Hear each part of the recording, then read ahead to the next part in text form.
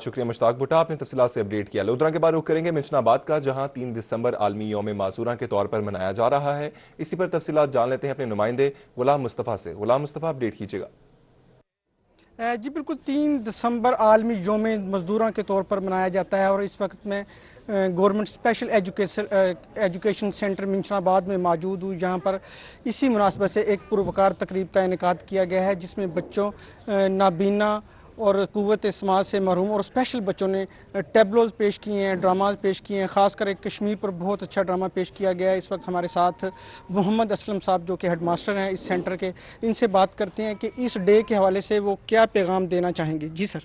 ये 3 दिसंबर जो है ये आलमी यौम मजदूरों के तौर पर पूरी दुनिया में मनाया जाता है और इस मुनासबत से आज हमने भी इस प्रोग्राम का इनेकाद किया है। बच्चों ने खूबसूरत जो टैबलो शो पेश किए हैं, ये दरअसल मुआशरे के लिए ये एक पैगाम है कि ये बच्चे दूसरे बच्चों से किसी तौर पर भी कम नहीं हैं, बल्कि उनसे ज़्यादा आपने ये देखा होगा कि वो उन्होंने परफॉर्मेंस दी है। इसलिए हमें दूसरे बच्चों से ज़्यादा इन बच्चों के हकूक़ व फ़रज़ जो हैं उन पर ध्यान देना चाहिए। इनकी तालीम व तरबियत और जो भी मुआशरे में इन बच्चों के बारे में हो सकता है, हमें ज़्यादा से ज़्यादा इनके लिए काम करना चाहिए।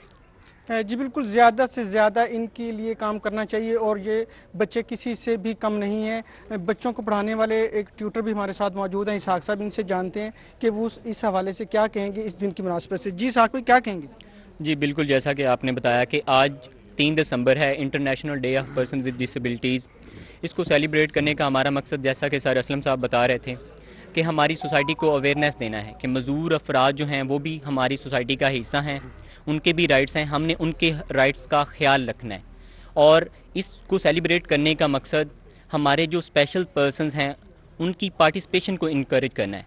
तो हमारी सोसाइटी में मजदूर अफराद कहीं भी आते हैं तो आपने उनको इंक्लूड करना है। बल्कि मैं तो कहता हूँ कि इंक्लूसिव एजुकेशन का कंसेप्ट आना चाहिए कि ये जो बच्चे हैं इनको भी दूसरे जो नॉर्मल बच्चे हैं उनके साथ तालीम दी जाए, ताकि ये भी हमारी सोसाइटी में दूसरे नॉर्मल बच्चों की तरह अपनी ज़िंदगी को इंजॉय कर सकें। जी बिल्कुल, इनका कहना था कि इन बच्चों को भी दूसरे बच्चों की तरह ट्रीट किया जाना चाहिए, ताकि ये भी दूसरे लोगों की तरह नॉर्मल ज़िंदगी बसर कर सकें और ज़िंदगी को भरपूर तरीके से इंजॉय कर सकें। जी बहुत शुक्रिया गुलाम मुस्तफ़ा, आपने तफसीलात से अपडेट किया। मिंचनाबाद के बाद रुख कर लेंगे मियाँ